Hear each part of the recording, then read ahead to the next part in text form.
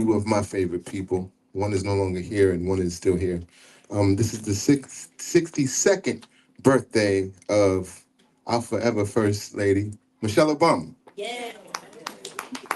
And it would have been the 84th birthday of the greatest of all times, Muhammad Ali. Ashe? Yeah. So I'm going to do this piece because we lost some giants in 25. We did. And so I have a piece called 25 and 25. Bear with me. It's a little lengthy, but it's informative. So hopefully you'll enjoy it. And hopefully I can read it. Yeah. All right. 2025. 2025 set off Hollywood fires, causing smoke inhalation, leading into the inauguration of an orange pariah. Praise for proposing the plight of making America white again. But the beauty of color transcends any pale plans of disparity. And our dreams of peace, power, and prosperity will now have a little help from the other side by our newly ascended ancestors of 2025. Those who've earned their wings this year, we call their names to watch over us down here. We know our angels are our ancestors, claiming our battles already won. We know the White House ain't the right house as we acknowledge a black one, a heavenly black house in the black sky, encompassing all things for a greater good by and by. As there is a celestial gala going on where the mother spirit has decided who's invited to come along.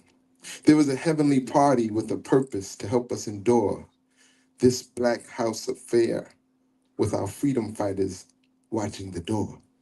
I'm talking about H. Rap Brown. I'm talking about Asada Shakur. Black activists down for the cause for sure.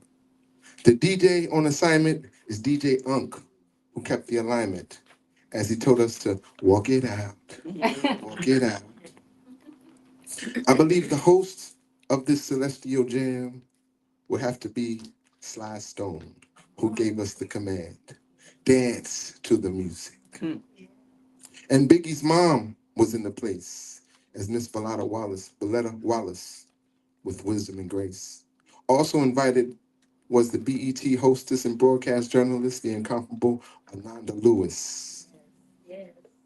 And our favorite young siblings on two black TV shows, Little Sister D from What's Happening and Theo from The Cosby Show. Also known as Dr. Danielle Spencer and Malcolm Jamal Warner. They brightened our days and made our hearts a little warmer. There are athletes turned businessmen invited to join in. Former world heavyweight champion, George Foreman. And NBA to billionaire businessman, Junior Bridgman. On the West Wing, the Jazz Greats did their thing. Chuck Mangione, who made us feel so good, played the trumpet like a true artist should. And Roy Ayers was invited there to be right on time because everybody loves the sunshine. And so many soul singers have been commissioned to transition, leaving us fans in a solemn position. But Mother knows best, as they've completed their earthly quest. Like Irv Gotti, the record exec, doing his best to direct the flow. And the sultry song, You're My Lady, sung by the dynamic D'Angelo. And by his side, Angie Stone, smiling and humming, No More Pain, No More Rain. And hanging with Tony's Dwayne Wiggins, who said the same. It never rains in Southern California. All right now. And Walter Scott of the Whispers, whispering before he puts it on you. This is what I do to get you in the mood. Right? And Roberta Flack didn't hold back.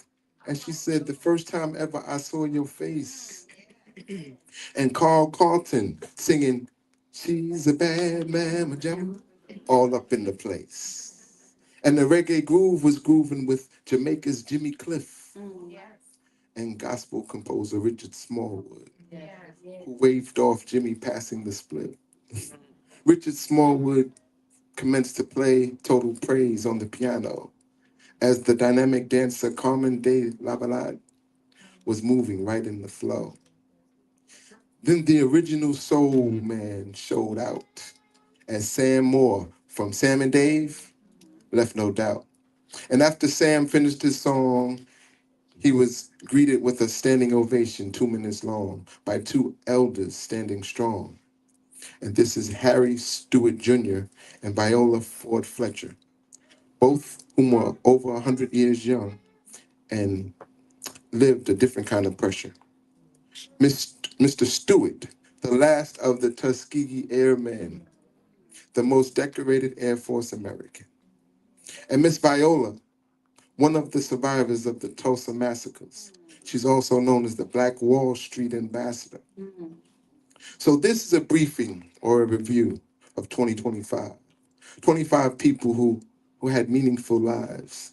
Let us remember, and to thine own self be true. So when it's time for your invitation to the celestial party, someone will remember you.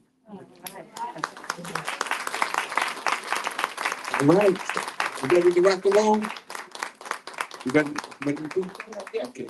So now, without further ado, what you all came for, we'd like to bring on the interviewer, the lady who's gonna, moderate this thing, and that is the renowned Fort Worth's own Dion Anglin.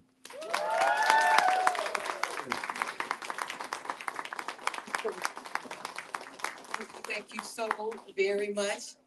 Hello, everybody. Hello. I just want to start by saying that I am so excited to be a part of this event. I think I jumped at the opportunity to play a role in this event. Danya didn't even have to get out the whole question. She just said, will you, and Jayne Kennedy, and yes, the answer was yes. So that was the beginning. And as we got closer to this day, I started thinking to myself, what words can I muster to introduce Miss Jayne Kennedy Overton? What what justice can I do to the impact that she has had on so many people, so many lives? Not only those of us here, but people here in our city, people across this nation and around the world. So, with that said, the words I speak are from my heart, and they are meant with the deepest amount of respect. So, good evening, ladies and gentlemen. Thank you for joining us tonight. It is my honor to welcome a woman whose presence changed how an entire generation of Black girls imagined themselves in front of a television camera, behind the television camera, on film, on the pages of magazines, on the stage, in boardrooms, and all of that with and at the intersection of visibility, dignity, and grace. Jayne Kennedy Overton is an actor, producer, a trailblazing broadcaster, entrepreneur, a wife, and mother and author. Throughout her life, she has shown us tenacity, grace, and unapologetic excellence. And now, a transparent look at what for so long remained unknown to all of us. For me, watching Miss Kennedy as a child was not just a passive um, bit of entertainment, it was a revelation. Seeing someone who looked like me carry herself with such authority, intelligence, and style, taking up space in such important ways that meant maybe, just maybe, I could dream a dream and follow it as well. Her career showed Black women what was possible and made possibility inevitable. Tonight, she is here to share with us, in her own way, what life has been like in the midst of triumphs, trials, hard lessons, and moments that ultimately shaped a legacy. Please join me in welcoming Ms. Jayne Kennedy Overton as she will discuss her memoir, Plain Jayne.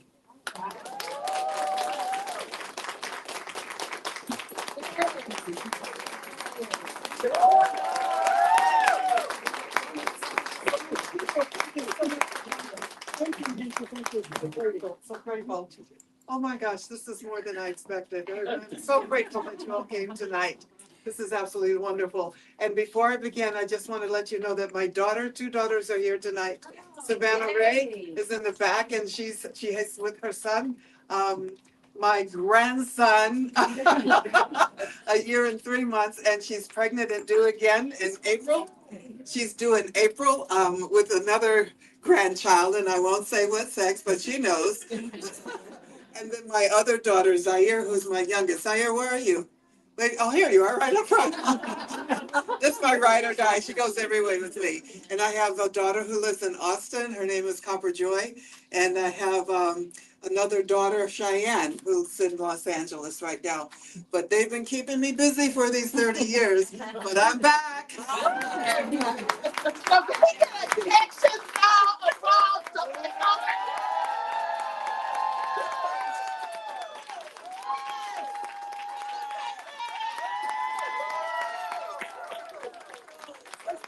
And I have already fallen in love with your daughters, so they know I'm just like, and one of them lives here, so we're so excited to know that, or in North Texas. So Yes. we will, you all please have a seat, and we will as well. And save that energy with your books, because at the end, we're going to do another one with the book. Thank you. Wonderful. So who has a book already? Sorry, I've got all this dust on my legs. Good. That's not appropriate. All good, all good. So how many of you have Plain Jane, a copy? Oh And my gosh, thank you. that is wonderful. That is amazing. Well, we've already been chatting, but now we'll have an official chat about your memoir. And I think one of the first things that I wanted to start with was what made you decide to write your own story? And I'm guessing it's because you wanted to have a hand in your own narrative. But how long it took you, and just tell me about it. Yes, one of the reasons is because of him, you know, and I had a great legacy, but I've been away from it for 30 years. And I wanted my family to know what that was like for me. You know, it's one thing to, be calling me mommy, mommy, mommy, mommy do this, mommy do that, mommy do this, mommy do that. But a lot of the things that I knew, they certainly knew about, but there were some moments in my life that they did not know. And the most important part of it was that we have a generation of women and men who are coming up, and they under 30, I'd say under 35 maybe, that have no idea who I was. And it's important to me, not because of an ego status, but because it's important to our narrative as a people. I remember there was a woman who said that she was Taylor Rooks, and she was on a podcast with me that I did that was talking about generational history of African American women in television. And so they started with me as being the first African American news anchor on a national show, and then it went to Pam Oliver, and then to Stephanie Reddy, and then with Taylor Rooks as the youngest. And as we were talking, Taylor Rooks had no idea what we had accomplished, Pam and I had accomplished. And with me being the first, she certainly didn't even know that. So to me, it was like, this is important because this is our history that we're talking about. It's not about me just coming out and being proud and I want to boast about my story and and actually tell things in my truth that a lot of people had gotten wrong over the years. But I wanted it also to be so that young people coming up could pass it down, and within a book that would be able to be something that had longevity. So that was my reason. Well, thank you so much. Now, and this didn't happen quickly. The book did not happen quickly. It did not happen quickly. I started writing in the year 2000. Yeah, right. And I didn't finish until 2025. So, some years went by that I did not write, but some years went by where I wrote voraciously. And I just wanted to get I started off by I had so much crap in my head that I had to get on paper. Whether it was published or not was not important to me at that point in my life. I had just been through so much, and I had so much joy, so much pain, and so many memories of back in the day that I said, you know, if I don't tell this story in my words, I don't want to trust it to somebody else to do it and get it all wrong, because most of the time, you know, yeah, you know, interviews or pieces of me, especially in social media, and they got it all wrong, you know. And so I said, you know, this is my job. This is what God has put me here. I believe that He had a plan for me when I first started. I believe that how how does someone come to Hollywood and get a television series within 2 months? And how do you continue that with next month, Bob Hope, traveling around the world with Bob Hope? And then I get a chance to do all these other wonderful things. And I'm saying, you know, well, this is God's plan for me. Right. It's not just about me, but I'm doing this for a purpose. I had no idea what that purpose was until I started writing the book. Now, everybody has their favorite Jayne Kennedy memories, of course, whether that was on the covers of Jet magazine or in Ebony, or what did they call the of the week, the centerfold, Jet centerfold. the Jet Well, I centerfold. didn't do very many jet centerfolds. I only did one. Okay. But they had the at the end where you see who's on television, Uh-huh. what blacks are on television. It was only one page back then, if you remember. And you might have like 8 people, maybe max 12 people that were on television that week. So, you know, now they don't even do that because there's so many, you know, and not only that, but we only had 3 networks back then. You're right. So there weren't very many opportunities. Now you can have a podcast. You know, Marissa Tigney, who lives right here in the Dallas-Fort Worth area, she was at the event earlier today, and she has a podcast. And I noticed her on one of her podcast events, and she was talking about the importance of Dr. Martin Luther King. And she said, "Well, let me just tell you who really inspired me." And she said, Jayne Kennedy. Do you remember Jayne Kennedy? And she started talking about the purpose, you know. Uh-huh. And I said, "Oh my God!" Wait a minute. I said, "Turn off everything else. I gotta listen." And so I reached out to her, and we have become dear friends since then, because it was something that struck me to my core. She saw me, and she was able to talk about how I impacted her as a young person that was interested in sports, but had no idea how she could participate. And she said, and then when she saw me, she said, "Yeah, I'd never seen a black woman on television talking about stats, talking about players, and the things that I dreamed to do." And it gave me the power to go forward. And now she has a podcast, and it's called, oh gosh, it just slipped my mind. I was going to say somebody else's podcast. Anyway, heard that with Marissa Tigney. She's right in the Dallas area. So tune in and support her, because she came today to support me. But I did call her and I said, "I want to talk about you in the book." And she said, "Absolutely." And when she read the book, she just cried. So, you know, we have to support one another as well. Yes, we do. I want to take you way back. Somebody suggested, I think you were in high school, and they said, "Hey, you know what? There's this thing, a pageant deal. We think you should go check it out and sign up or be a part of it." And really, that seemed to begin a whirlwind for you. You're talking about the Miss Ohio Miss pageant? Ohio. Yeah. Well, it wasn't some from high school. It was my mom. Oh. My mom saw in the newspaper that, you know, they were looking for competitors, and she sent my photo in without asking me. And, you know, we used to, you know, 5 girls in the house, and then we had a son. But the 5 girls, we would sit and watch all the pageants, and it was great fun, you know. But most importantly, they were winning scholarships, and I was in the beginning of my senior year in high school. And so, yes, I'm thinking about going to college. And we didn't have any idea how we were going to pay for it. You know, my dad had 3 jobs. My mom had 6 kids in the house. And so we didn't come from an affluent family. So how were we going to pay for college, you know? And she thought, I'll send her a picture and she go to college. You know? So she sent me a Really picture thank and then we get a letter back. Your daughter has been selected. No, Miss Kennedy and Miss Harrison, Jayne Harrison. Miss Harrison has been selected to compete for the Miss Cleveland pageant. I'm a tomboy.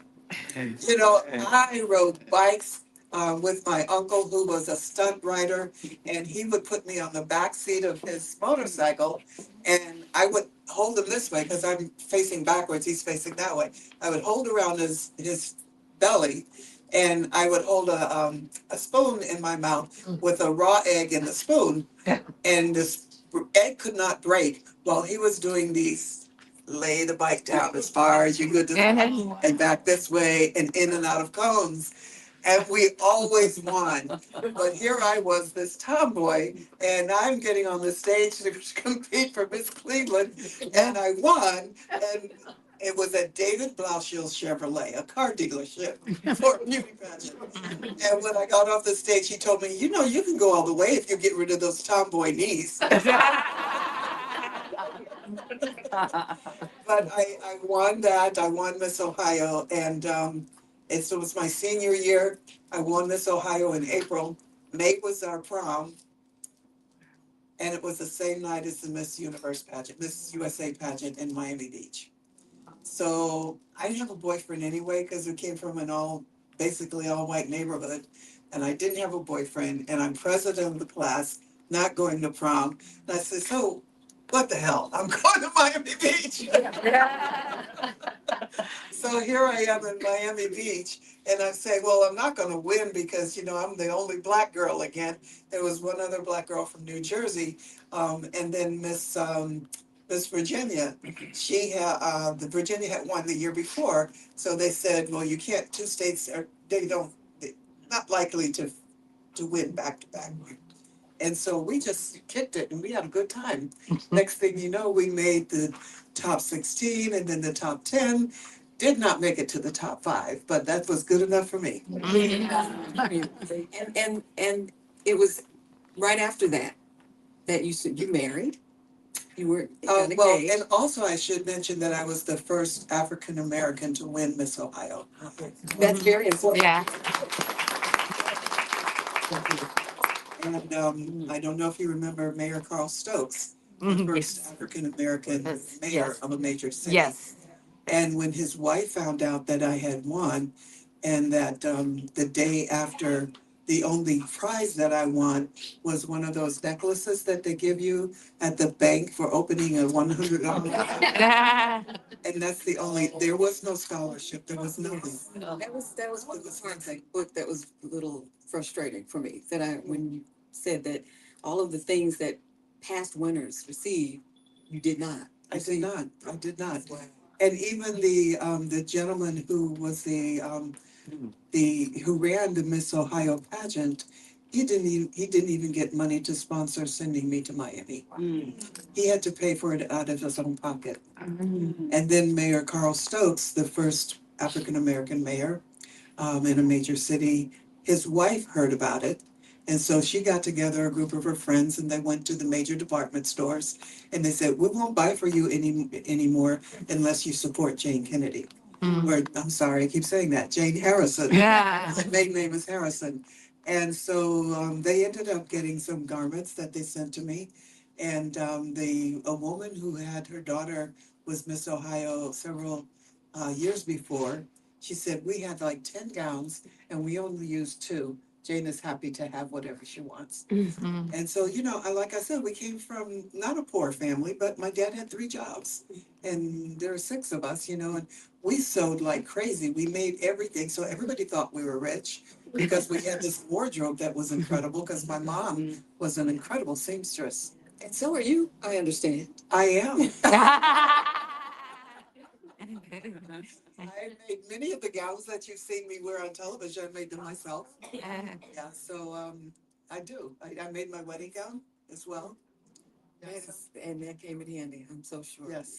Now, let's talk about the impact that you've had on so many. and wasn't, it didn't dawn on you when things were happening. I understand. Not fully or completely until much later.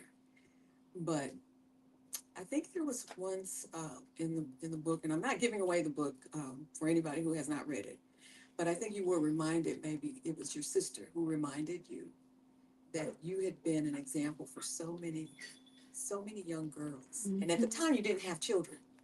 You said, I'm just, I feel like I have not fully learned who I am. And she reminded you of how great of an impact you've made on so many young girls already. Mm-hmm. Tell me about it. That was my older sister, Shirley. She's 14 months older than me. And nobody has asked me that question, but I had to put it in the book. Um, my sister was always angry with me because she was 14 months older. And we had a very strict father. And so he would never let her go anywhere unless she tagged along with her younger sister. And so, yes, after she grew up, she lived in Houston for a little bit. And then she moved to Los Angeles. And I had become so busy. I was so blessed, and I know it's a blessing, and I know it was a gift from God, because there were so many things that happened in my life that would not have happened had it not been from the help of God. Oh, yeah. Because, you know, like, this was an industry that was not open to African American women or men. And most of the time when they had hired an African American, it was a male. Mhm. And so here I am. I had been Miss Ohio. I had been on the NFL Today at this time. And I just felt like I wasn't making a contribution as a woman. Everything was about the industry. I was on the road all the time. And, you know, I just missed it because I saw her beautiful daughter and I kept saying, you know, I don't understand, you know, how can I have both? How can I put them together and have a career that has children and a career that puts me on the road? And she said, Jayne, you don't understand. She said, my daughter looks up to you and you help to shape who she is. She said, you don't know how many black girls you're touching when you're on television, and you know how many, and I didn't realize that because I was working so much, I didn't have the time to stop and think. You know, so when she said that to me, I had to stop in my tracks. And I'm saying, I had so many young women say to me, we watch you on television and we know that it's possible for us. Um, and we had only 3 networks, remind you, still at this time. And it just had never crossed my mind before because I was just working from job to job to job. I was so blessed in my career. And I did so much and I wanted to do even more, even more, even more. And so, you know, and God is the one that stopped me when I got endometriosis and then I couldn't work anymore and the only cure was to have a baby. Right, I'm going to ask you about that too. Yeah. You said your children actually saved you. And they did. That They to did. me is just so profound. But I wrote it in the book. I said, my children actually saved me. And my husband said, hey, What about what about me? what about me? I want to get to a lighter note, and then maybe we'll touch on some of the darker times for you.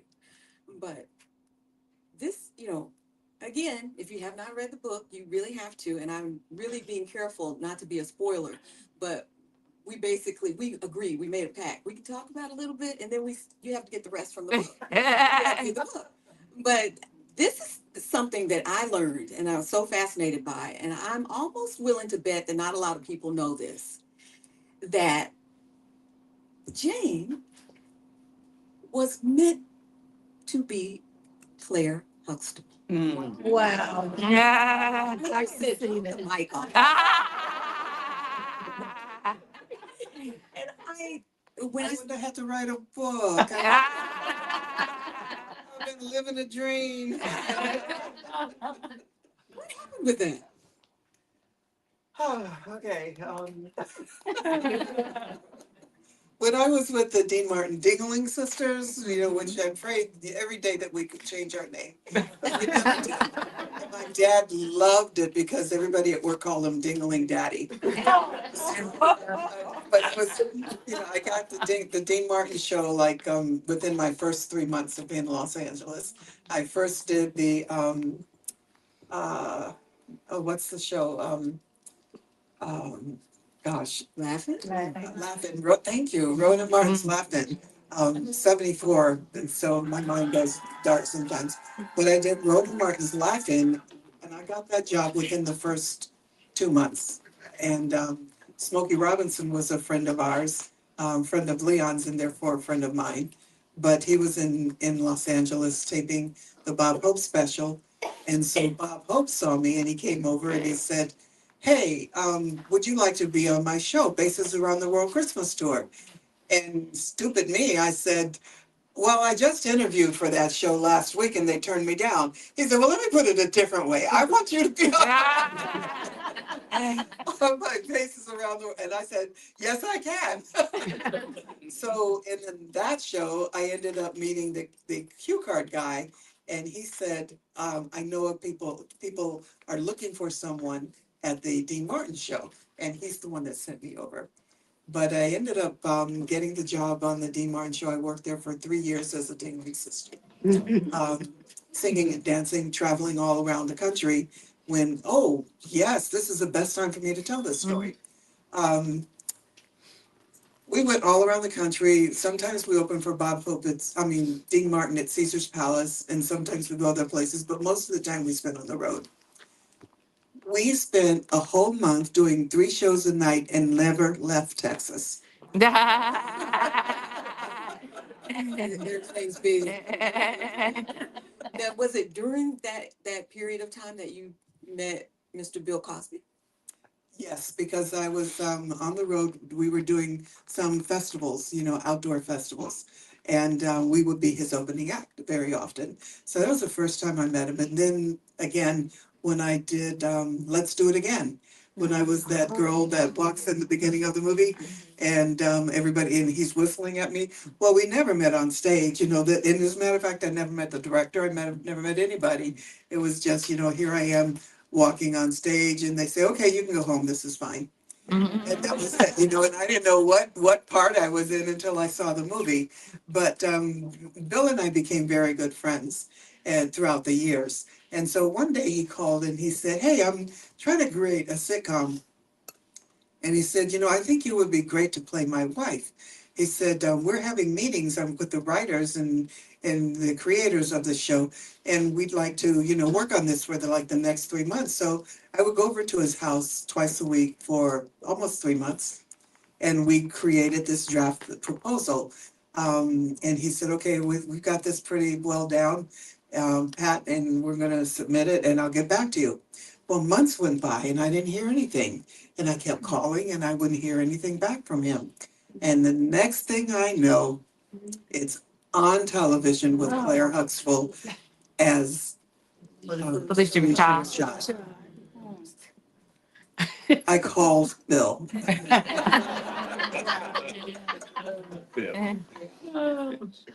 I said, I'm familiar with going for an audition and and not getting the job. I have no problem with that.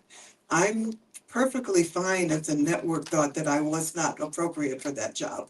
And he said, yeah, because they figured you were too young, which I probably was at that time. I have no problem with that. But why didn't you tell me? Why did you tell me? And then the biggest hammer went down. The TV show came out, and week after week after week, I should have had created by credit on that show. I helped to create that show, and I never got created by credit. And I fought and fought for it, and I never got it. When you create a show, you get paid just like everybody else. And that's what my problem was with Bill Cosby. And I said, do I write about it in this book? Yes, yes. toyed about it, and I said, yes, I'm gonna put it in the book, but I would have loved to have been Claire Huxtable. But honestly, she was the better choice. That's my opinion. She was wonderful in that role, and she's a wonderful person, but I'm angry about the creative. Wait, Yeah. I'm happy he never offered you anything to drink.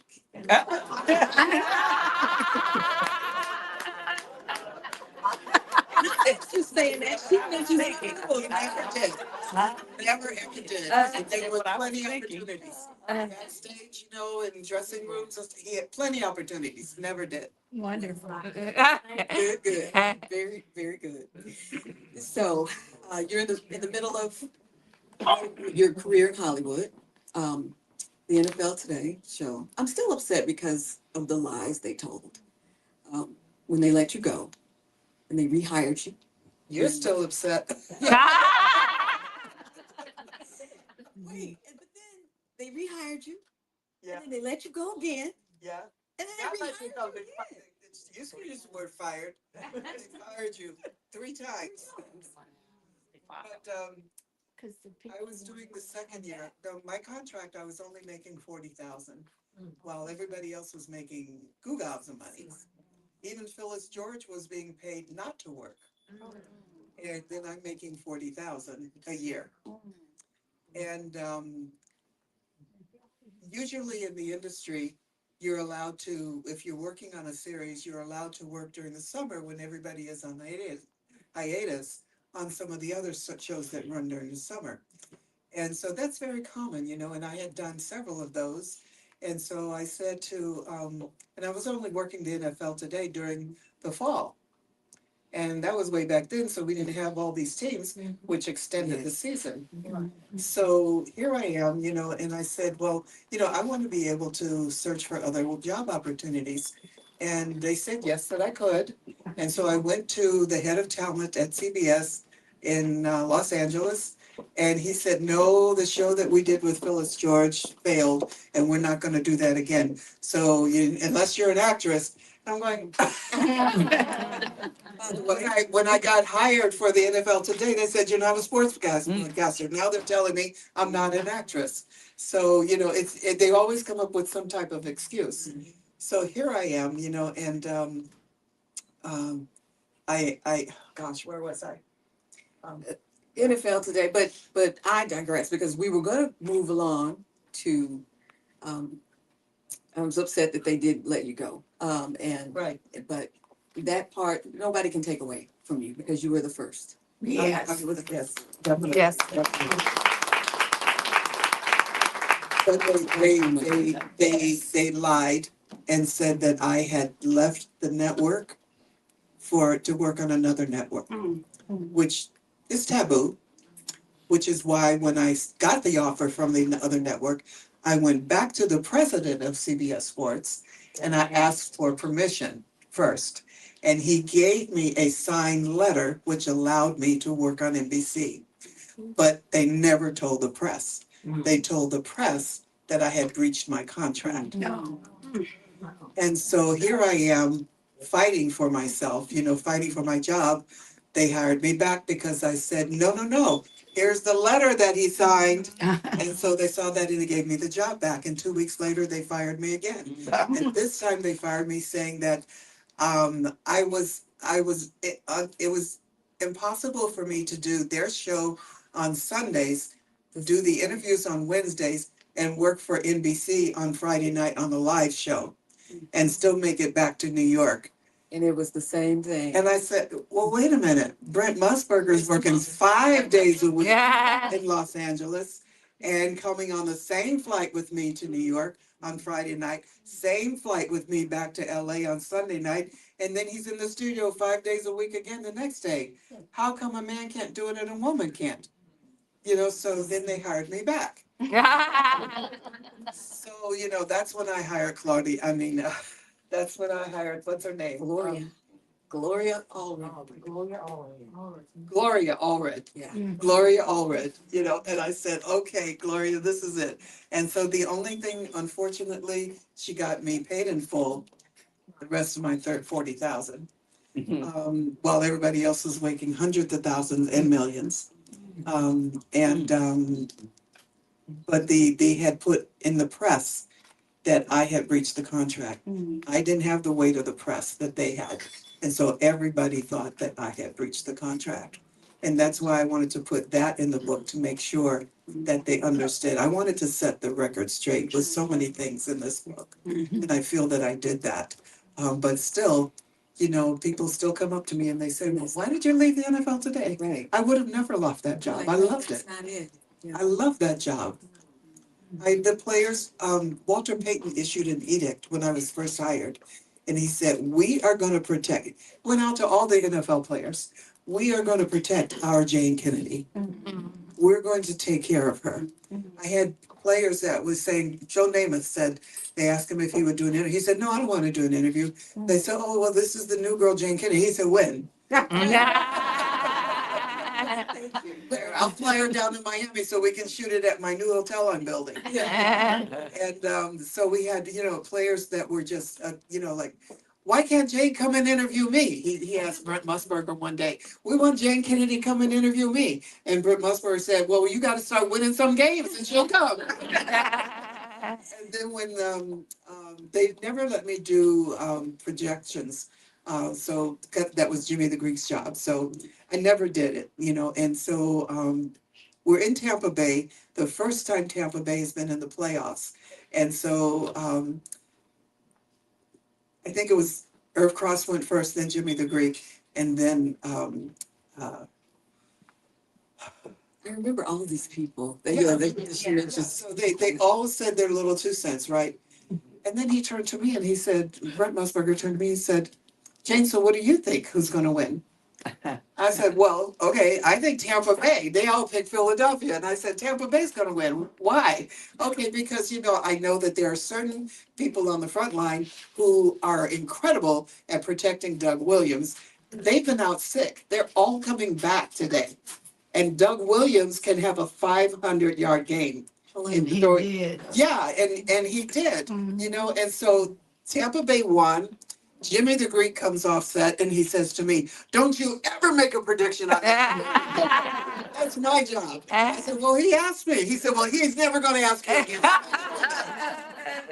So anyway, next game is in Tampa Bay after their win.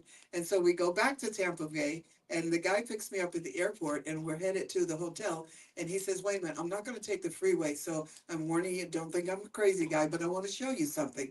So he's driving through the city. And as he's driving through the city, there are tons of signs on the buildings.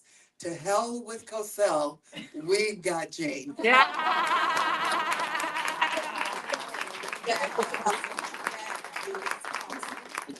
I love that. I had so much fun at that job. There was never going to be a way that I would have left that job. It was a dream for me. Well, we appreciated you being there. Really? Oh, and if you're wondering why they dropped me, it's in the book. Now,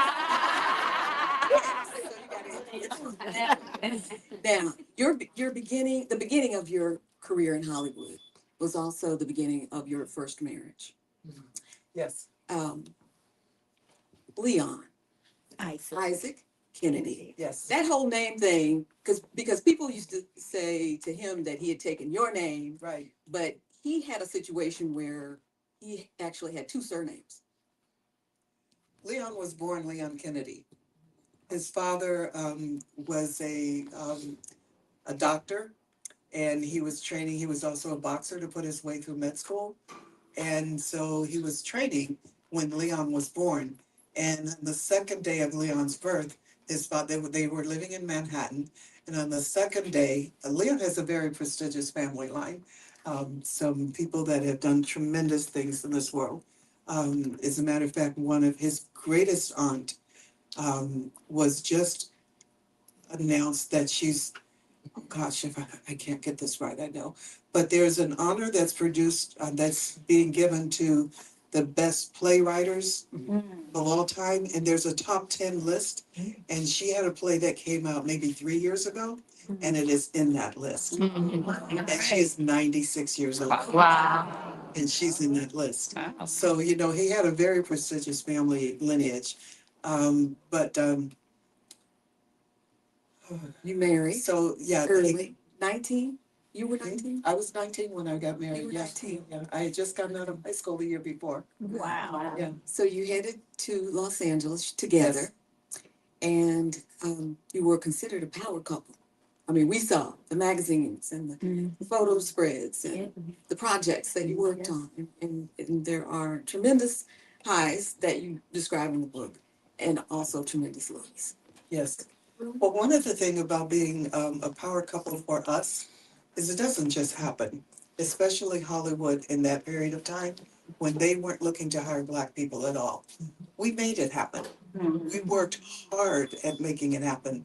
We would work endlessly night and day with our 10-year plan is what we called it. And when we were able to achieve something and then on to the next and on to the next. He had a nightclub. We can do a nightclub to make money to support us while we're looking out for job opportunities in the entertainment industry. Meet as many people as we possibly could in the industry, African American people and otherwise, to make sure that we could have the contacts, because it was never about doing a great audition. It was about getting the contacts. And so once we had those contacts, I mean, like oh my God, I'm so bad at names tonight. You snuck into a party. I remember that. I snuck into a party. No, I snuck into the Oscars. It's a big party. Yes, that's a big party. No, and I made my dress because I couldn't afford to buy a dress, but I made my dress. I was an actress, and a model. So I used to model for department stores in Beverly Hills.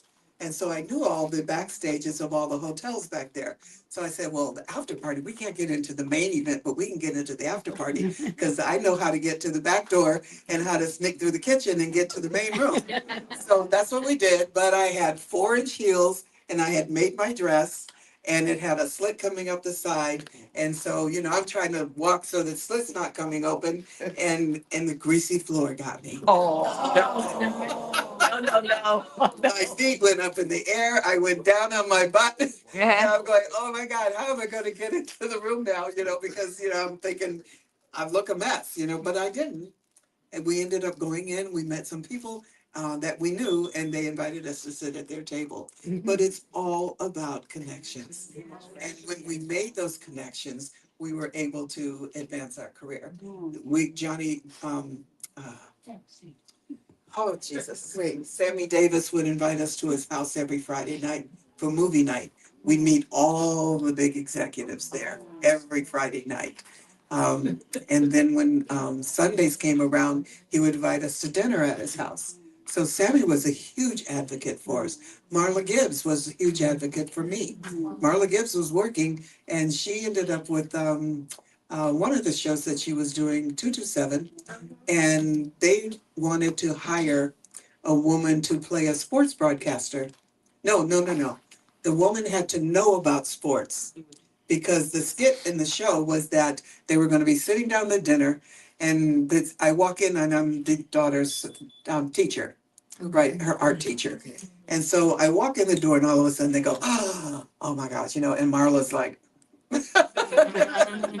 so, they don't like it that the guys are paying attention to me.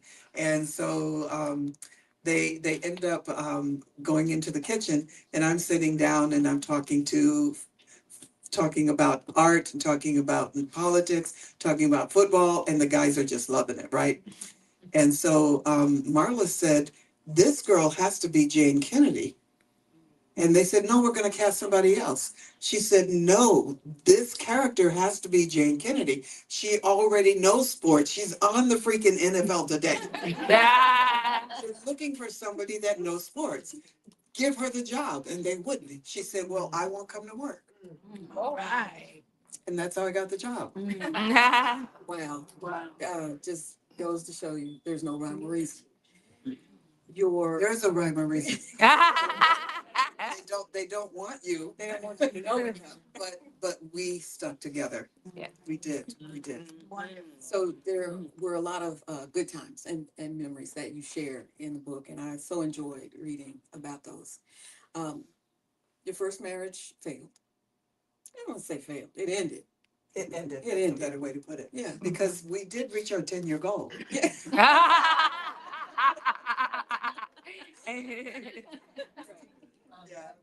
Yeah, we did, yeah. And And we did so many covers of magazines, et cetera, you know. We did things that they never thought possible for the 1970s. you definitely did. So many that I can't remember them all, but again, you have to get the book. Uh, upon the ending of your marriage, you remarried. You have three beautiful daughters, four bonus daughter. And you even open the book with this scene, and then you don't talk about it again until the end. But there was a day you all were preparing to go to the beach. But then you get a phone call from your ex-husband. And that began a tough time. Tell me about it. Yes, Leon and I divorced in 1981, but it wasn't official until 82. Um, I got married in 85. Bill Overton had been a good friend of ours for many, many years. And he had been married and had a daughter that ended in a divorce, a very amicable divorce. And she was a good friend of mine, still is a good friend of mine, Kathleen Bradley. And so, you know, like we got to the point where I'm saying, you know, like, I kind of like this guy, you know, but you know, like, well, first I should say, when the Playboy magazine came out and all of the black media industry threw me under the rocks, threw me under the bridge, I should say.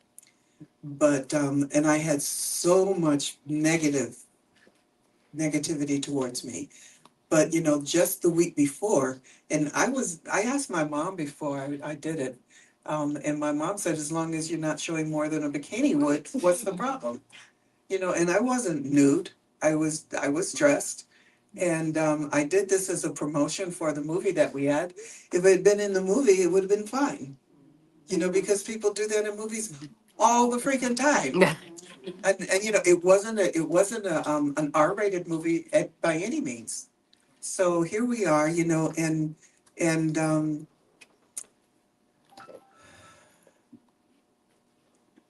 the people just got the wrong.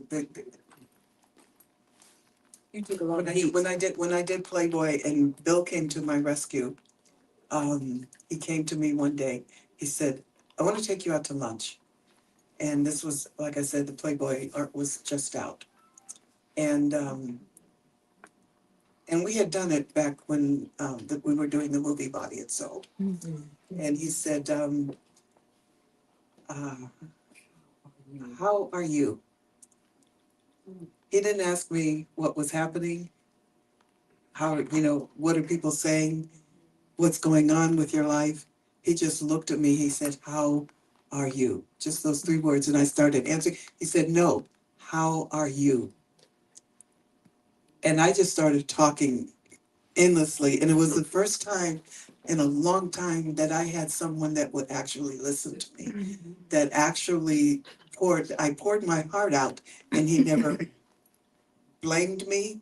He never thought poorly of me. He just wanted to know, are you okay?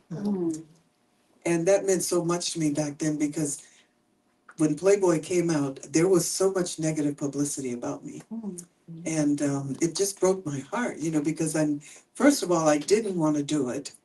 And Leon booked it, and it was going to be PR for the movie. And he had made an agreement with the owner of Playboy magazine. And, you know, I canceled. He booked it again, I canceled again. He booked it a third time, I canceled again. And this is when we were going through the trouble in our marriage, so it was like, you know, a battle back and forth. And I said, at this point, I don't want to do it just because he wants me to. And so, so finally I just said, he said, you've never done anything for me. I've done so much for you. You haven't done anything for me. And I said, okay, this will be the last thing that I do for you.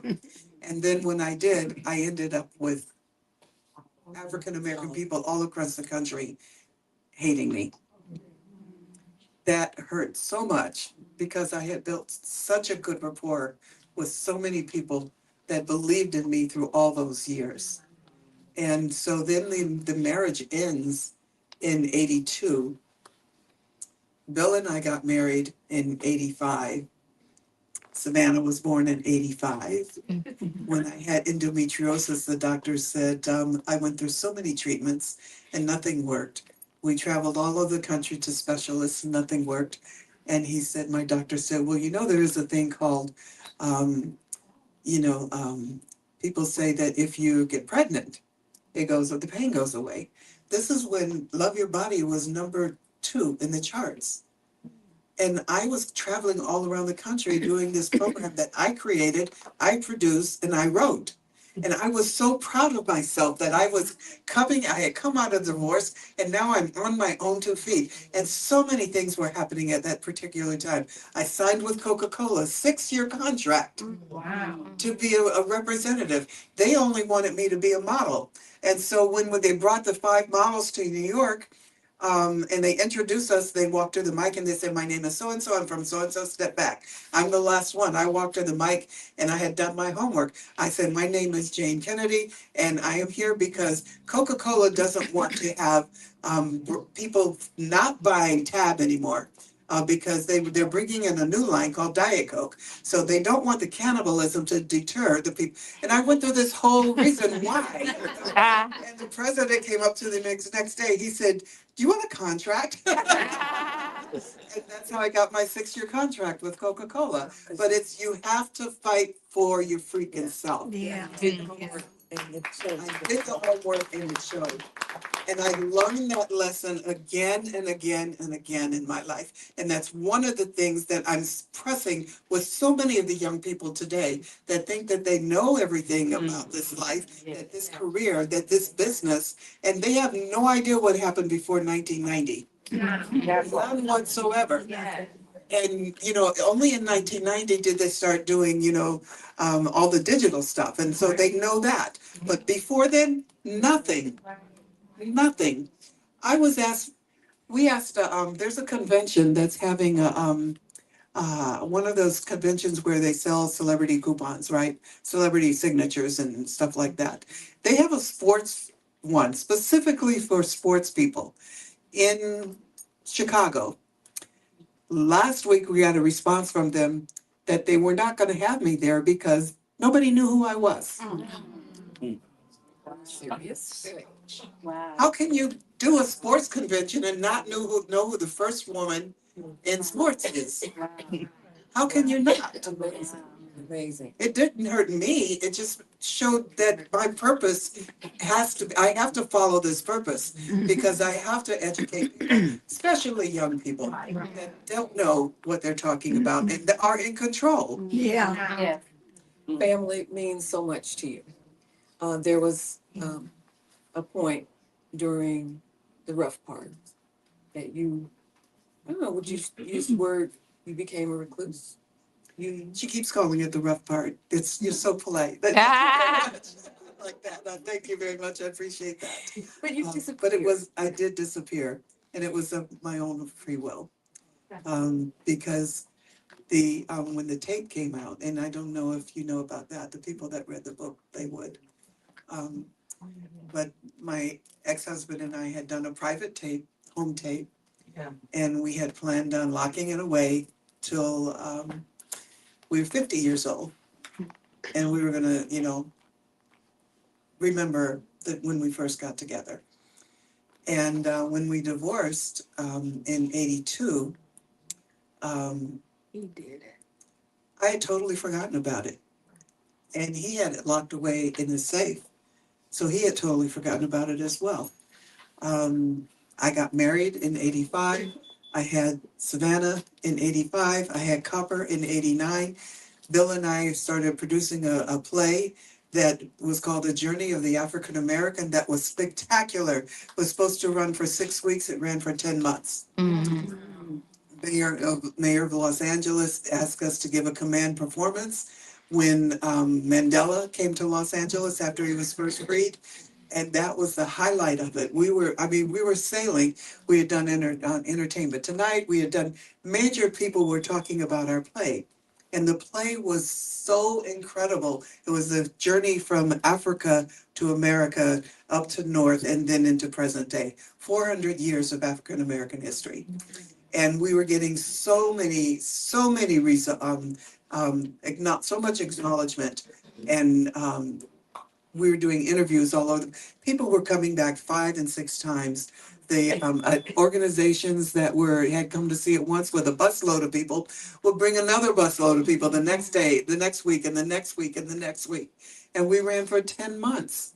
And then all of a sudden, we ended up on the steps of City Hall, and we're performing for Nelson Mandela. And we're on the road now, and this is 1992, 10 years after Leon and I divorced. And I get a call. We're on the road in Atlanta, and we get a call from Detroit that we're not welcome. We get a call from Houston that we're not welcome. They had seen the tape. Somebody had sent them the tape, and all of our contracts got canceled. We had 38 cast members on the road, no hotels, no tickets back to Los Angeles.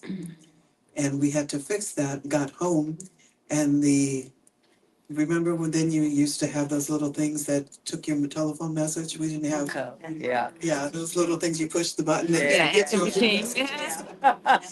And so it was full, it was loaded. Sorry, we're gonna cancel. Everything was canceled. Nobody wanted anything to do with me anymore. I couldn't get a job. Everything that I did was negated by this one particular incident, and we didn't know who did it. Leon had come over to the house and he told us, he said, the tape is out. And I knew instantly what he was talking about. And Bill said, do you want me to step away? He said, no. He said, this is for all of us. We have to figure out what we're doing. And it was my decision that said, I don't want to hold a press conference. They both had said that we should do a press conference and announce what had happened. I couldn't do a press conference.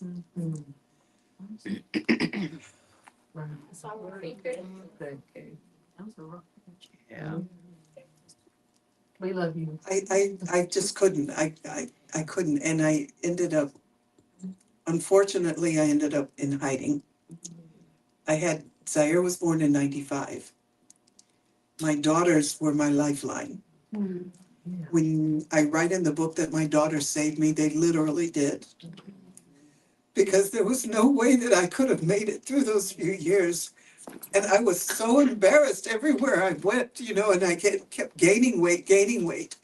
And I was angry. I didn't know how to fix it. I didn't know what to do. I was embarrassed. I didn't want to see anybody, especially somebody in the entertainment industry. I did not want to see anybody that recognized me. And then there's one guy walks by me and he says to his friend, he says, hey, that's Jayne Kennedy. And the guy says to no, Jayne Kennedy's not that fat. And I go, oh my God, and I didn't know what to do. So the only thing I could do was just be with my girls. Yeah. And I just took them in my arms, wrapped them in my arms. We played soccer. When I'm on the soccer field and I've gained all this weight, nobody knew who I was. I'm just Mama Jayne. All the kids that I taught, that I mentored, they're all looking at Mama Jayne, and they don't know who Jayne Kennedy is. And you took I took great comfort in that because it meant the world to me that I could function and that I could be a benefit to someone without having to worry about the damage that followed me and that trail that followed me. And God knows how Bill went through it. I don't know. He still doesn't talk about it. He won't talk about it. I prayed for him all the time. I prayed for my daughters because I didn't know what to tell them. And then when Mayor Bradley died and I was at the funeral and I had taken Savannah with me, and I said, you know what? I'm listening to the people on the dais and they're talking about when someone passes away. And I said, well, what if when I pass away and I've never told my story, never told my daughters, who's going to tell them? And I took Savannah to lunch right after that. We didn't even go home. I see you, baby. It's okay. It's okay, baby. I took her with me and I told her what had happened. And she reached out and grabbed my hand and she said, it's all right, Mommy, we got you. She was, she was only 10 or 12. She was only 10 or 12, but she said, we got you, Mommy. And that's all that mattered to me. And I was fine with that. I was fine with that. That was a moment of, I want to say confirmation, but that was a moment that probably gave you a new outlook on what you were dealing with at the time. And um, if you haven't gotten a book yet, I wanted to point out that Jayne also does her own narration of the book on Yeah. Audible. Yeah.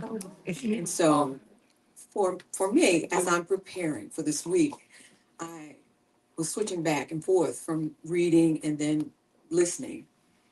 And this authenticity that you see right here comes through in that narration. So needless to say, I spent the week in tears and then I cried and then I laughed because she tells all these wonderful stories.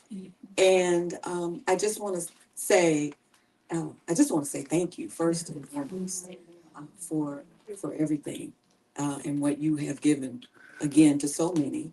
And through this, it's almost like another layer, and the transparency is beyond words.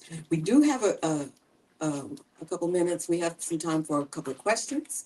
If you have any questions that you would like to ask Miss Kennedy Overton, then I have one.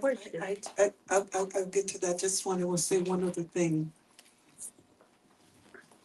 I had people were calling. Eventually, people were calling me. Come do this. Come do that. Come do this. And I'd always said no. I'd never wanted to be in the public. And Bill asked me one day. He said, "The NACP Image Awards would like for you to come and present the award for best play." And he said he wants both of us because we won it before, decades ago. And he said, I know I can tell him no, because he figured I would, because I had been saying no to everything. And as he turned to walk out the door, I said, yes. And he turned around and you said, what? I said, yes, it's time for me to get out of the show, and I had to, we pull up to the party and I'm a wreck. We pull up to the hotel and we're getting out of the car and, I didn't want to and he's helping me out of the car. He's pulling me out of the car. And so we get there, we're in the seats and then they come and get us to go backstage before the presentation. And then now I'm backstage and I'm going, why did I do this?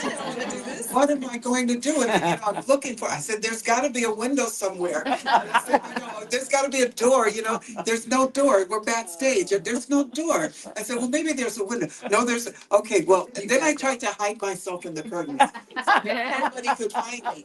And I said, I do not want to go on stage. I can't, I just couldn't do it. These are so many of my friends, Roger Mosley, everybody, they're there in the audience and I couldn't face them. because it had been what, 10 years? It had been 10 years and I still couldn't face them.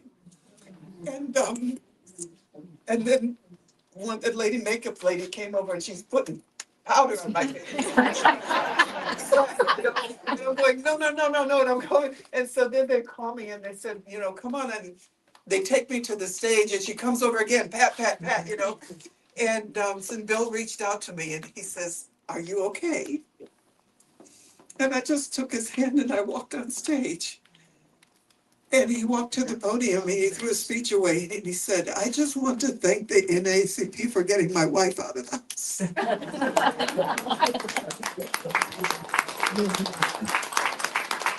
We are so glad, we are so glad you made the decision Yes. to get outside. Thank you. That's when I started writing the book.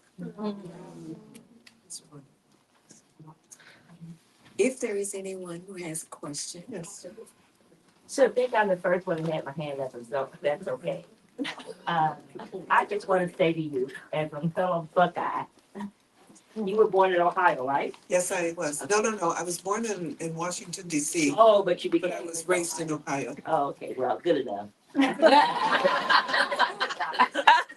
I just want to say, as an educator for mostly individuals with special needs, children, adults, etc. A lot of them, the special needs wasn't there on their part, but the people who were evaluating it and making decisions about them.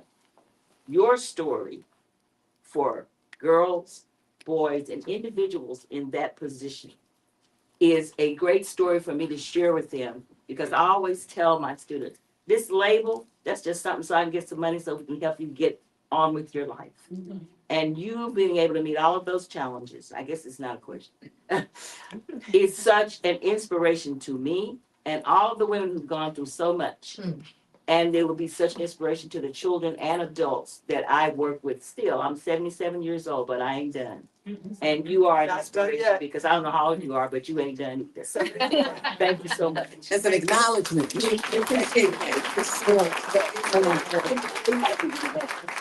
So, Ms. Okay. Well, let's, you got what, you gonna do your question, because we're not, I know there's a lot of questions. We gotta get to the sighting. Okay, so we're gonna take 5 questions, so 1, 2, 3, 4, 5. Okay, 6, okay, that's it. Okay, that's it. Try not to be too long. Okay. Six could be another half hour. So, mine is not a number, please. Yes. Mine Yes. is not a question, Miss Kennedy. Yes, ma'am. I just wanted to say that I'm sure out of all of us sitting in this room, and I know for me, there's not any one of us that didn't want to be you. Because I wanted to be you so bad. And some of us did not stop loving you, did not stop admiring you. And my brother, who is 10 years younger than me, fell in love with you the minute he could talk. That day when I told him, I said, I'm going to book signing for Jayne Kennedy. Would you like me to get an autographed book for you? And he said, no, give me her phone number.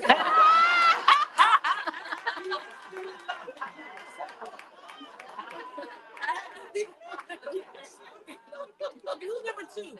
Give me those digits. Thank God. Thank you so much for having me. And, I grew up in a household where whenever you were on television, my dad would be, that girl is on again. Would be fuming. Because my dad really did love you, and it was a big thing in our household when you were on television on the sports show. My question for you tonight is this. So often I hear authors say that their book was a moment of healing for them. Did you experience that healing throughout the book, particularly that it took you so long to bring it from beginning to end?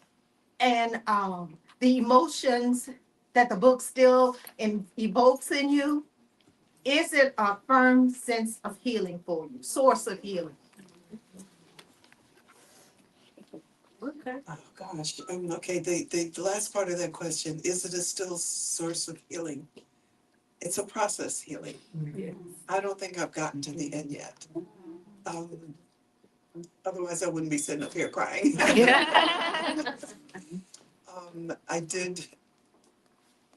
I do acknowledge the help that it's done for me. I do know that had I written it only for myself and never published it, I believed it would have been a healing for me as well. Yeah. But it was important to me to share this story so that other younger women and other people could know that they too can do things that they don't think that they can. Yeah. It was a challenge for me. I never thought I was going to actually be writing a whole book and be here today. When I first started, I just knew that I needed to write it for myself because I needed to get that crap out of my head and onto paper. And that is a tremendous experience when you see it on paper.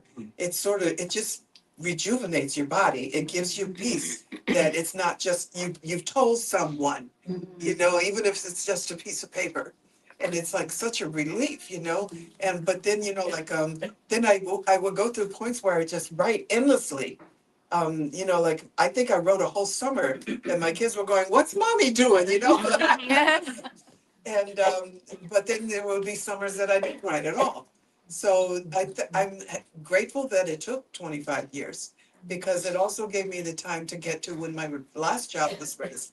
I talked to Oprah Winfrey in 2010 and about the issues of the tape and should I write this book. And she says, I think you should write the book, but you should wait till your children are grown. Wow. And so that's what I did. Thank you. Number three. Number three. First of all, I'm just elated to be here. I missed you when you were at the National Association of Black Journalists conference, and I've got the audiobook. I laughed, I cried, and I was an intern at Jet when you were at the peak of your career. So just watching those magazine covers. But I want to ask you. I know you talk about younger people that don't know who you are, and when I was talking to somebody about coming to this event, I mentioned just thinking everybody knew who you were, and this young lady said Jayne Kennedy. And then the other person she was with was like, "You don't know Jayne Kennedy." And the surprising thing was the same person who didn't know who you were, she went back and she came back and she tapped me on the shoulder. She said she had seen you on Tamara Hall. And she says, "I know who she is because I saved her interview. It was so powerful." So are you seeing a transcending of younger people really understanding who you are and really going back to understand what you have contributed since you've come out with the book? I think so, but it's only been since September. Mhm. And you can't really count December. Mhm. But yeah, and I think so. But like most of my audiences are like this. Mhm. And there's not a lot of young people there. But the young people that I do meet, they all say, "We don't know who you are," and then they come back and, "Oh my God."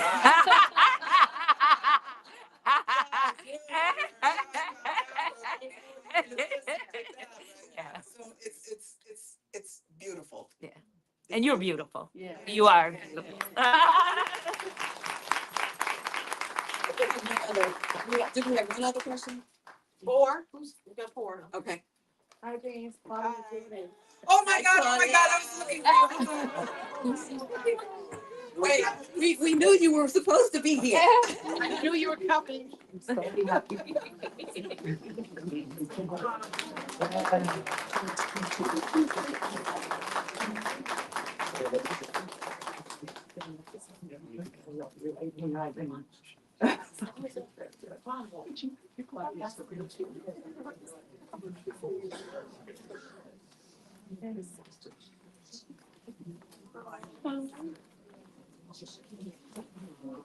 I have a comment, not a question.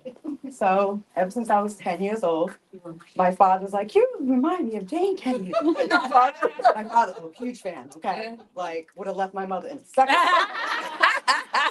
Um, so my whole life, I've always heard of you.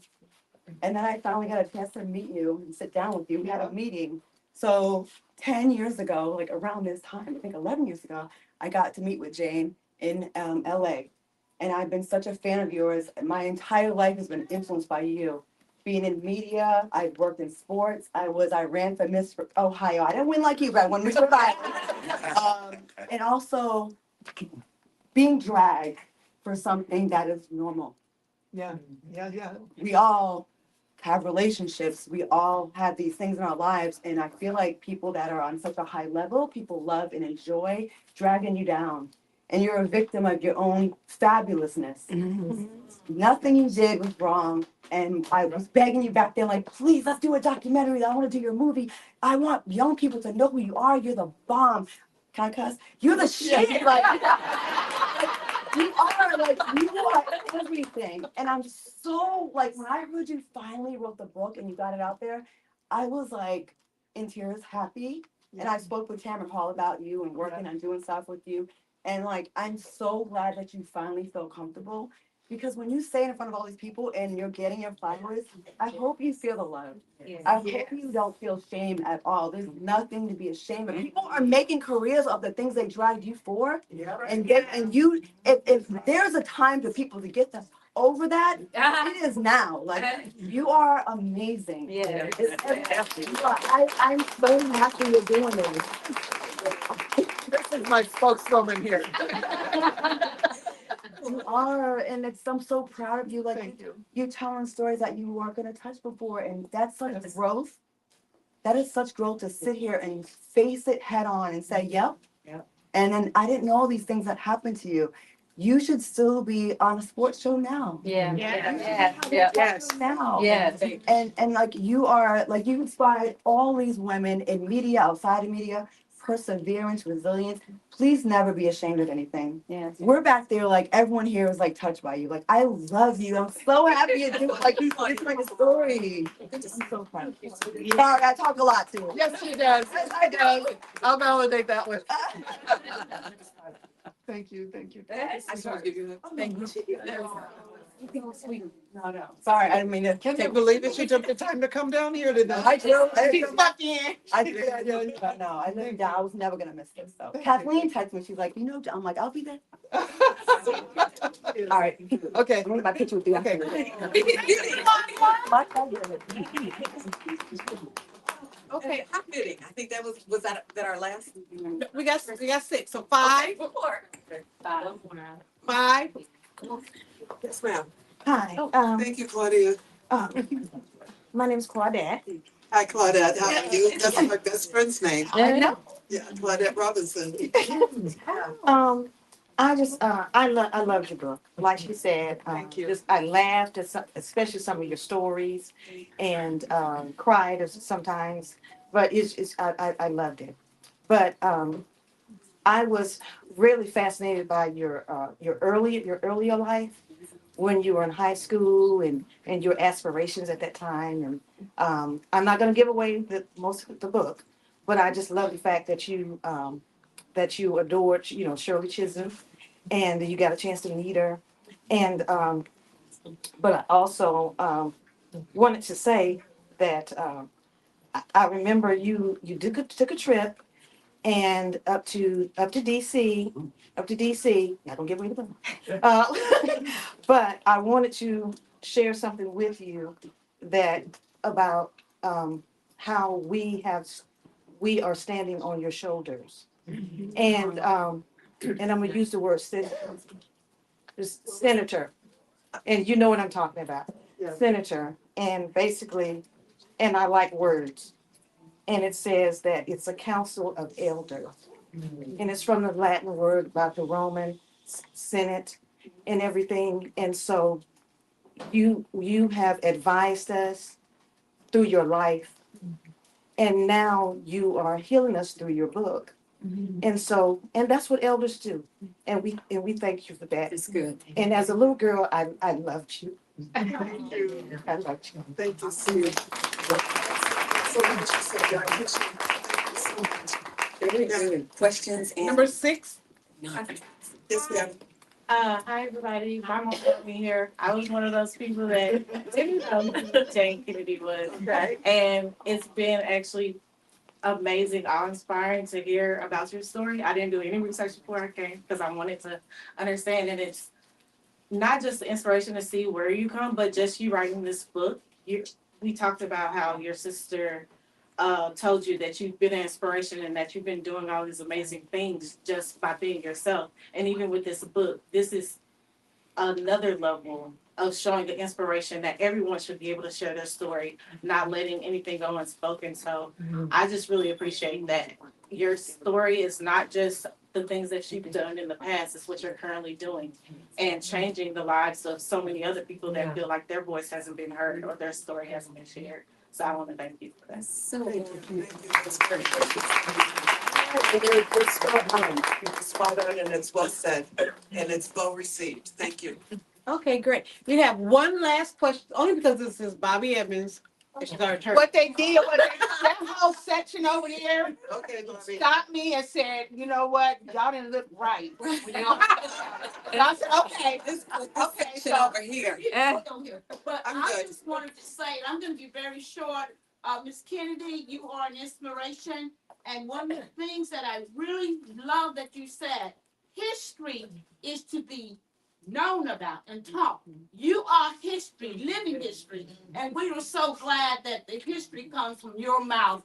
And the other thing that's so important, when you're down, family is golden. And for Amen. us hearing you say about your daughters, Yes. the ones that help you up and uplifted when you were going through all the dips and the outs. And so I am so glad that I'm a part of this tonight to hear you. And I haven't read your book. I'm getting your book, but you are an inspiration. You show resiliency. And I think a lot of the young actors and actresses need to hear you, and maybe we would not have as many suicides because you wade through it. Amen. I would like to make a comment when she said some of the actresses need to know as well, because I remember hearing a very famous actress that I knew when she was only 5 or 6 years old, and she made a comment in her reception speech. She said, "From now on," and I've never forgotten this. This was several years ago. "From now on, all of my movies that for the next year are going to have African American women behind the camera." You know what I had? When you know what I heard? All of my movies. Yeah, with an S. Yeah. This year. When I was doing movies, you would get one every 5 years. And here she is talking about she's doing consistent work. Yeah. And I'd like to believe that that started with me and the other women of the 70s that I worked with. And I named them in the book. You can go to the page. I pay homage to all of the Black women actors of the 70s that I remember working with. I may have missed a few, but the only one that reached out to support me was Marla Gibbs. Marla Gibbs. And you said this, you said this and you said these words, and it may be a good way to segue to our next portion. But you said the only limits that we face are the ones we place on ourselves. Yeah. When I heard that, it was almost like just drop the mic. That hands down is like the best advice. It's the best thing that any young woman, anybody impressionable can hear. The only limits we face are the ones we place on ourselves. Thank you so much. Yes. Don't make up my daddy and my mommy. My daddy and my mommy taught me everything I know. Thank you so much. Thank you all for being here. This has been a wonderful experience for me. I had not anticipated it, but man, you lifted my heart tonight, girls. And men, you know, like usually we get all women in the audience. Thank you so much, gentlemen, for being here. Yes. To your beautiful daughters. Yes. And my little grandson, hi. Hi, Jairus. He was trying to come to the stage, you know that. I wouldn't be surprised. That sounds exactly like Savannah. I would go to a speaking engagement. I'm sorry, I got it. Go to a speaking engagement and I'm sitting with her in my lap, right? She's 2, maybe 1.5. And I'm on the microphone. She takes it from me. I land in an airport and they've got a marching band welcoming me outside the airport gate. And we walk outside and she runs to them. Of course they're there for her. But that young man is going to be just like that. He's brilliant, he's powerful, he's gorgeous, and he's my lifeline. And her little baby to come, can't wait. Can't wait. In April. So I'll be back in Texas in April, y'all. Okay, I want want to give it up for Empress Jayne Kennedy, but before we do that, I need everybody to stand up, have your books, because we're doing Texas style. Y'all know I'll be banging against the country, and I'll be showing off, okay? I have one more thing to say. I also created a I got it all. I got it all. I got it all. I also created a fragrance line, Jayne Kennedy Sons. Okay. So we can smell beautiful as Jayne Kennedy Mood. And it was created with a master designer, fragrance designer, and he entered me and we talked about all the things that were important in my life, and they're all essential in the aromas here. And they're just, it's natural and it's organic and it's just amazing, and I hope you like it. But you can order it on, and the book on janekennedy.com. Okay. And you can test them tonight if you like. Okay. Okay, if everybody, so we're gonna, you want to do a selfie? I do want to do it. You want to do a Yes. selfie? We'll just take a picture. It's up to you. Yeah, sure. Okay, Claudia, can you come and help us with the selfie bit? You got your book? Okay, we got a book up there. No, I'm buying a book. Well, but we got to put one in your hand. Okay. Okay. We want the whole, Yeah. yeah. Okay, so we need you.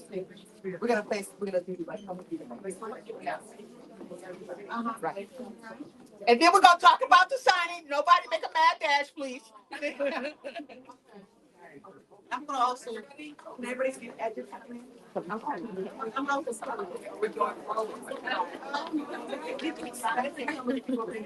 edges, come in, please.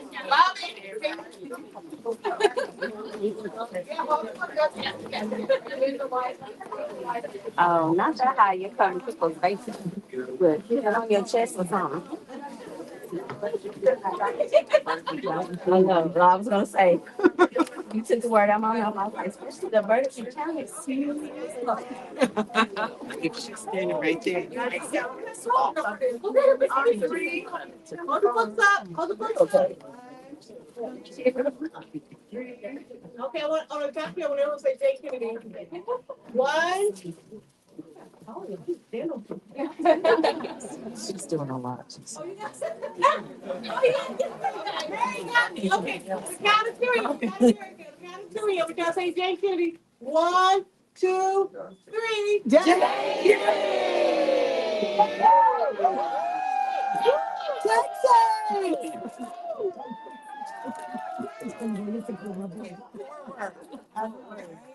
We in there. We in there. You in there, girl. I see you. And that's it. Okay, now we will start the signing. I think everyone kind of get in your place, please. Members, if I can stop members to come forward, we're going to do the signing first for members. And everybody, make sure your table ready here. It's going to be over at this table. Oh, yeah. So if you can start to my right, please, because we're not going to bombard her. I'm going to my left. My left.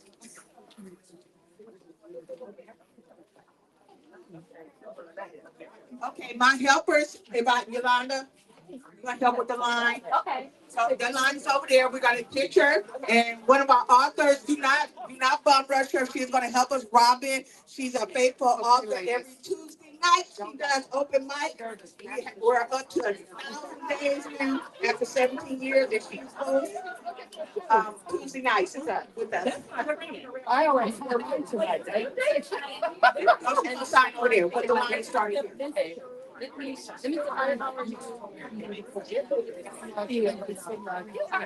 Okay, I need everybody in there. You can take a seat or join the line.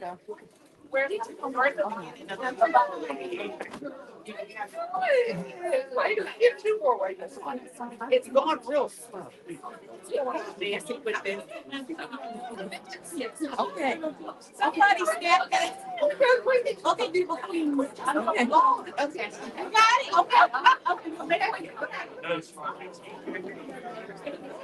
Okay. So we could not stop this because this is Sister Pace. Sister Pace. She has prayed over this store for probably 17 years, so we had to give it up for Sister. Okay, first time. Yeah. We promise it's gonna go very smooth after we get started. I promise you, it will go very smooth after we get started. Right, Claudette? Everybody, before we start, everybody have their name in their book. Please make sure your names are written in your book. Make sure you have your name written on this book.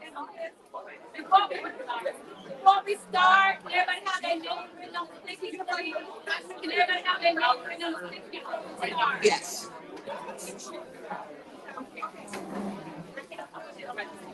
Can you have your name on the sticky note? She started it up. Yes. So if you could come to my left, please, if you want your book signed, I need you on the left-hand side.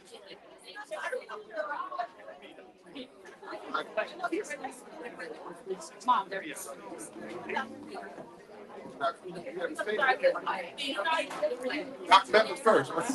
Okay.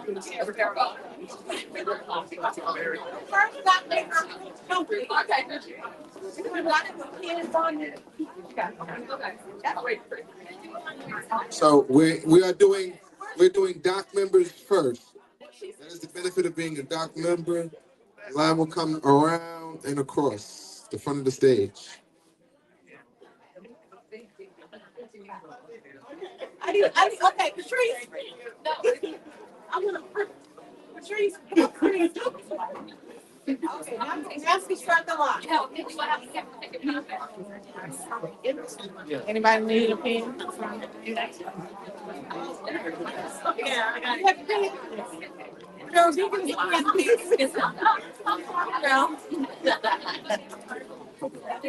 no. I'll give it to Michelle. Pass it, pass it.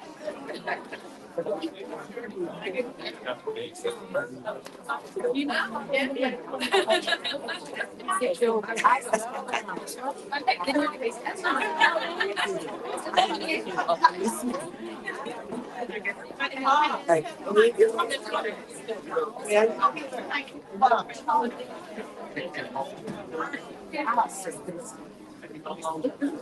Excuse me, I know.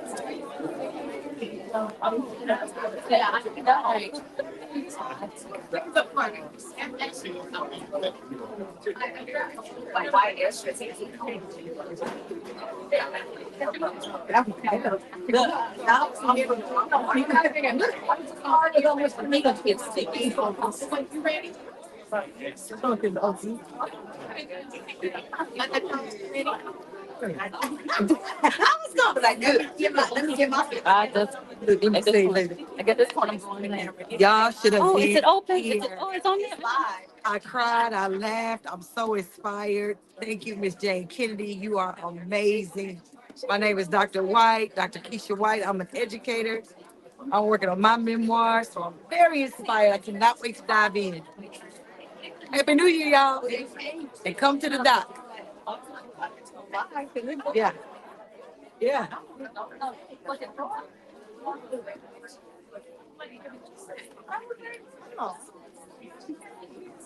I know.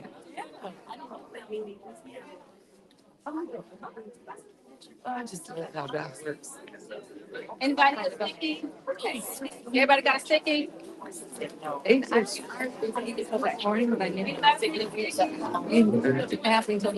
Wow. I am. I swear. Definitely needed that.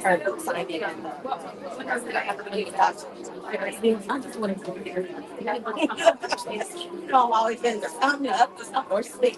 Look, it's either zero or zero or zero. Yeah, yeah. But Marquise and they out and about. They talk like, right. I said, go.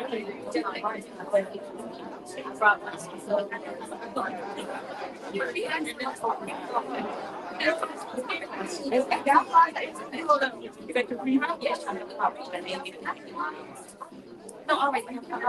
I'll look at some of that. Yeah, no, but I'm not.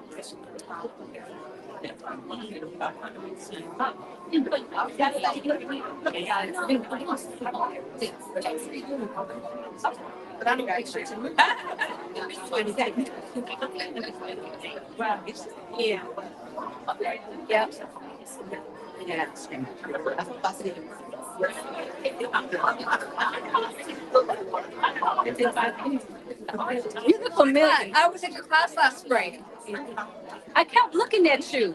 I kept looking at you. I like, I know. I kept saying, I know her. That's why I kept looking at you. I was like, I know her. Okay. Yeah. How's it going? It's like really well. Okay, good. Yeah. But I kept like, I'm like, why do I think she look? I said, I want to keep staring at her. That's why every time you look my way, I was looking at you. Okay. Good. There you go. There you go. Yeah, there you go.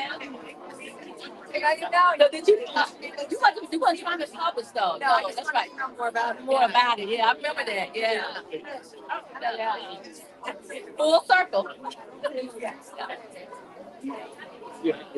Oh, I got you. Okay. Okay.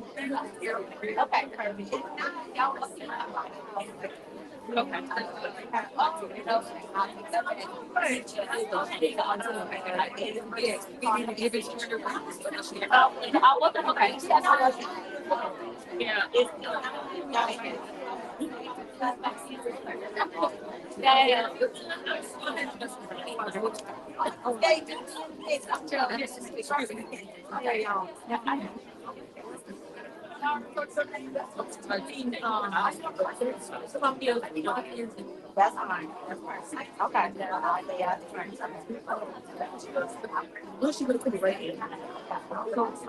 She'll sign it off across. Okay, so that's what we got to talk about. Okay. Where you going? I said,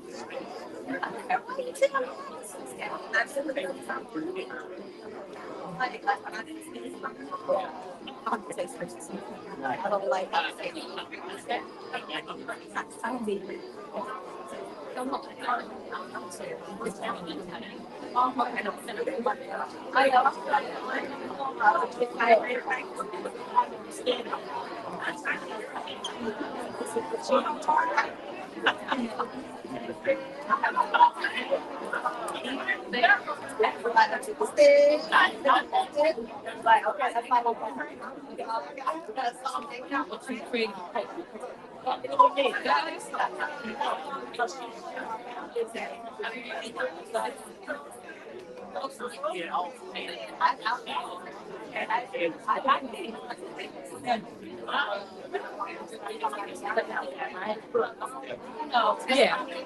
yeah, that's fine.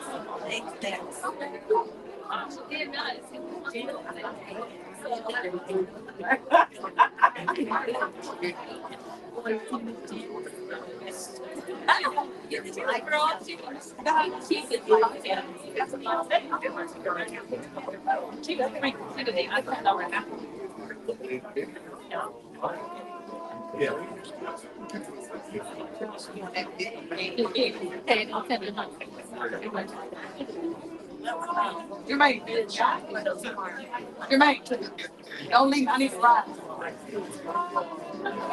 You can take me out. You got somebody else? They dropped me out. Nobody want to go pick me up.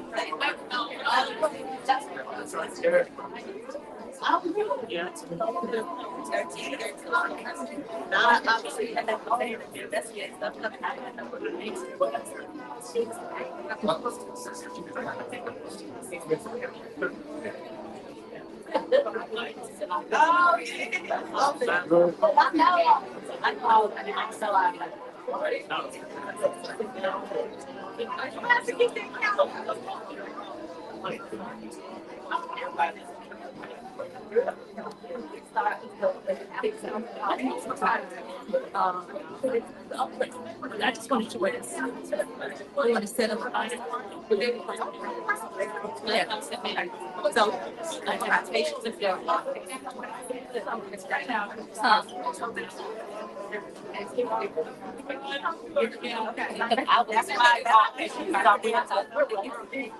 Oh, yeah, yeah.